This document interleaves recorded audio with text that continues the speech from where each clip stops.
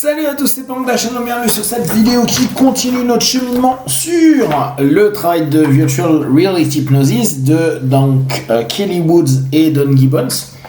Je vous ferai, je pense, vraiment la même chose avec les bouquins sur l'Hyper-Emperia et sur le Best Me.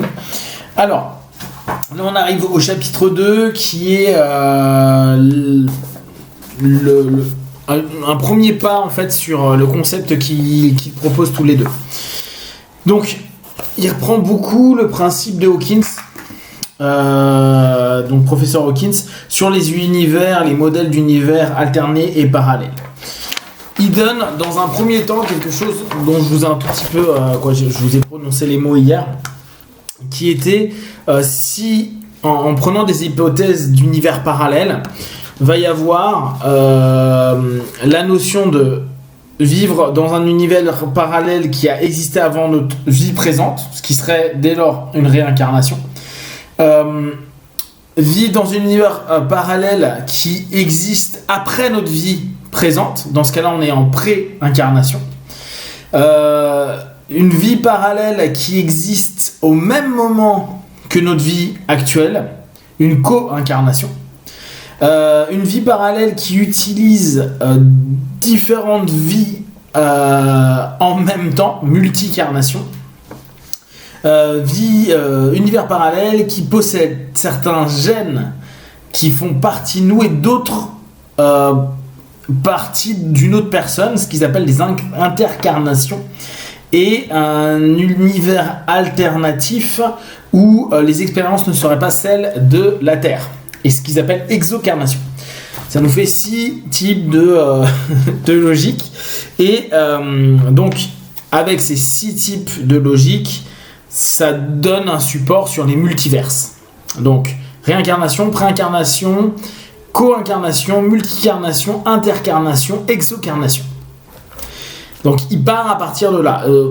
Faudrait qu'on vérifie. Lui, il dit que Hawkins en a parlé. J'ai pas envie de dire n'importe quoi. En tout cas, il a dit Hawkins sur réincarnation, préincarnation. Après, il cite pas Hawkins. On peut vérifier. Pour l'instant, on reste sur l'idée. Donc, en gros, il explique que on peut retrouver ces univers alternés ou parallèles par l'hypnose et se donner la possibilité de le vivre. Néanmoins, il a été quand même prouvé dans les hypnoses expérimentales que beaucoup de notions sur notamment les vies antérieures, elles ont été débunkées, où on dit non, c'est faux, ça n'existe pas. D'accord ? Donc les régressions vie antérieure, etc., beaucoup sont contre cette idée-là dans le milieu hypno. D'accord ? Dès qu'on sort de l'hypnose spirituelle, bien sûr, après ça dépend de vous, vos croyances, etc. Et il reprend notamment Lin et Kirsch, qui en 2006, dans un livre qui s'appelle L'essentiel de l'hypnose clinique, disent clairement, en résumé, l'hypnose qui induit les vies antérieures, les expériences en vie antérieure, ne sont que des fantasmes et des rêves, construits sur des narrations cliniques connues au sujet des vies antérieures et mélangés par une connaissance historique de différents éléments, ainsi que des éléments de la vie présente. Voilà, ça c'était leur conclusion. Et Gibbons ne s'oppose pas du tout à cette idée-là. Il dit simplement, il y a quand même des exceptions marquantes qui ont été proposées.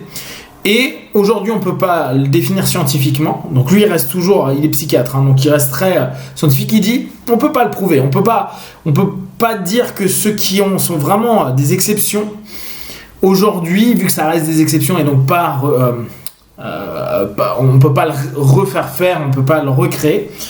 Il dit ok, néanmoins, si on admet le principe, donc c'est pour ça qu'il a posé en amont la notion d'univers alternatif, et qu'il y a des univers alternatifs et parallèles, il est possible qu'une autre loi de cause à effet qu'on cherche à récupérer au travers justement d'une explication qui pourrait être rationnelle, peut ne pas avoir de signification dans un monde parallèle. Voilà. Et donc il dit, globalement, on peut toujours garder en tête ces exceptions, mais il n'y a actuellement aucune notion purement physique et purement scientifique qui valide tout ça. et on s'en fout. Il dit en gros, en hypnose, on peut agir, penser et faire comme si c'était une réalité ou c'était ce que l'on veut vivre. Donc on est à nouveau dans tout pretend.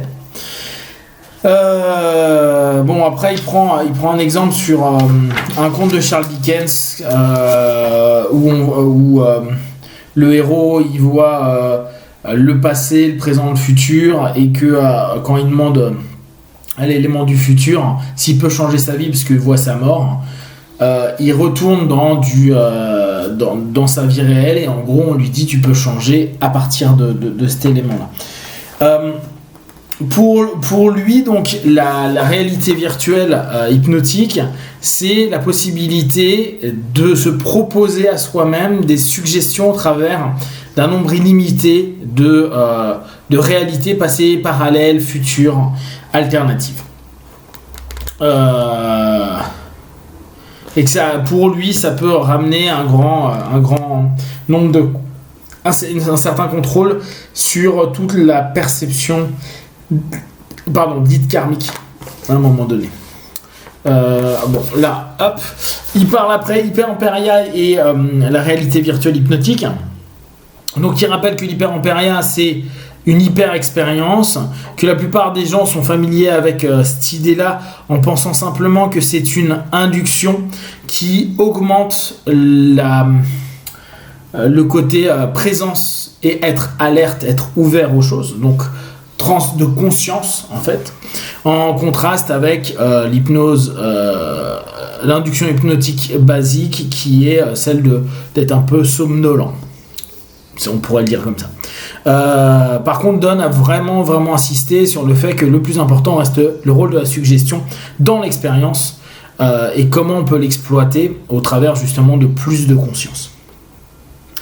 Aujourd'hui, la transe hyper-empirique permet justement d'être un cheminement pour les multiverses, et c'est comme ça qu'il veut le proposer aujourd'hui. Donc après, il donne un exemple, notamment avec ce que Michael Elner appelle Fun Deficiency Disorder, le désordre de manque d'humour. Et il dit que notamment on peut aller dans une vie parallèle de fun et de plaisir pour à nouveau redévelopper ça. Et de là, il commence un petit peu à poser son idée, à nous dire que il y a moyen au travers de quelque chose qu'on connaît en Hyper-Emperia déjà, au travers de la transe comment on appelle ça, de l'arc-en-ciel, et faire passer donc par le rouge, l'orange, le jaune, le vert, le bleu, l'indigo et le violet, et demander à notre partenaire de nous donner une émotion sur chacune des couleurs, et lui demander par rapport à la couleur qui lui semble liée à l'émotion qu'il a le plus besoin de restaurer pour avoir une attitude positive, pour se sentir bien, etc. Aller lui faire passer les différentes strates et lui permettre de vivre pleinement cette notion-là. Il est énormément le centre du multiverse, il le définit comme ça, il est défini par un océan infini d'extase et de bien-être et de bonheur. Donc, on retourne sur ce que je vous disais sur la base de l'Hyper-Emperia qui était orienté vers une idée de plaisir, bien-être, bonheur. Je vous rappelle, notamment dans les origines, où il y avait toujours ce lien avec le plaisir et les états extatiques. Et là, on retrouve à nouveau cette idée-là dans le Virtual Reality Hypnosis. Et le point clé pour le VR Hypnosis, c'est ce n'est pas l'expansion de l'esprit dans l'induction, ça c'est pas le plus important, mais c'est l'absorption dans le multiverse.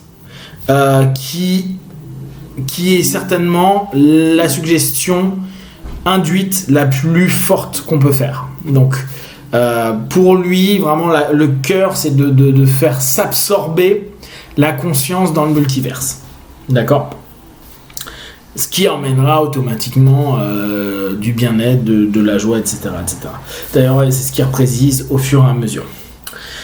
Donc l'idée pour lui, c'est de créer des scripts et faire créer des scripts aux personnes, donc des scénarios pour que ils aillent dans la transition d'état, l'absorption et le retour depuis le multiverse. D'accord ? Tout son job dans le VR Hypnosis, c'est d'aller dans cette notion-là.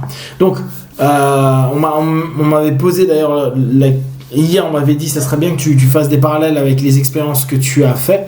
Ça, c'est des choses que j'ai déjà fait de façon diverse. J'ai déjà fait tester sur pas mal de personnes cette notion de passage dans des multiverses ou, comme je vous disais, dans des quantum jumping, etc. Tout ce qui est à peu près des notions et des conceptions qui sont assez différentes de ce qu'on a l'habitude d'avoir.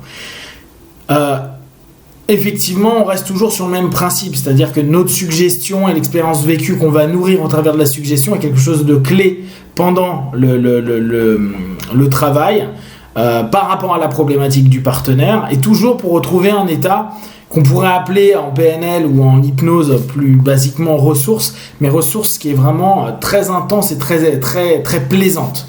C'est comme si le bien et le bonheur allaient supplanter un mal-être, et pas que sur du court terme, mais qui va vraiment permettre d'avoir conscience qu'on est apte à vivre cela, comme pour le refaire vivre. Et comme il l'expliquait dans le chapitre précédent, l'idée étant de permettre à notre partenaire de retourner dans son auto-hypnose multiverse et de pouvoir revivre ça.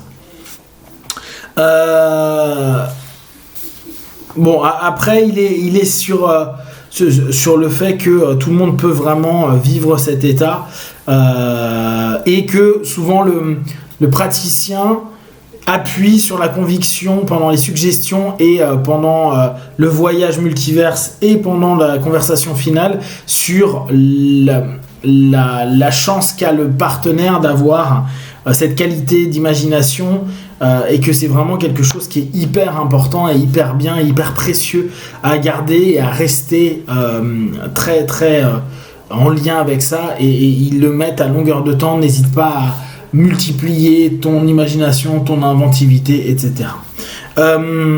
Après on arrive sur un petit chapitre qui s'appelle Mindful Hypnosis, donc en gros qui revient sur le principe de l'inverse que les personnes peuvent avoir avec le sommeil, et d'être un peu dans un état peu conscient. Là il revient sur la notion de plus de conscience. Bon, rien de particulier, hormis que il faisait la remarque souvent après des VR Hypnosis, il avait des feedbacks de personnes qui disaient qu'ils étaient retournés dans des rêveries qu'ils n'avaient plus avant, et dans des états donc de transe du quotidien qui pouvaient être très intéressants et très positifs. Après, il nous parle du modèle Best Me, donc je vous rappelle, Belief, Emotion, Sensation, Thought et Motivation, Expectation. Je vous invite à aller sur la vidéo d'Hyper Emperia qui explique le Best Me et l'approche qu'il en a pour permettre des résultats positifs, et qui va le lier au VR Hypnosis. Donc voilà sur ce chapitre-là. Le suivant, c'est Pre-Lunch Préparation, donc ça va être au sujet du pré-talk surtout, et sur l'utilisation. Après on va être le haut décollage, ça sera le chapitre qui suit. Bon, après on a Balloon Ride Induction, quoi, vraiment des trucs très très classiques, que ce soit en transhyper-empérique ou en transhypnotique. Les inductions, ils proposent à peu près les deux, et puis après au fur et à mesure on va arriver vers le cœur de tout ce travail-là. Voilà, si vous avez des questions et des remarques, vous partagez sur Facebook, YouTube, j'y répondrai le plus rapidement possible. Comme d'habitude, de tout ce que je propose, ne prenez que ce qui est bon juste pour vous, testez, observez, analysez et concluez. Be one, ciao.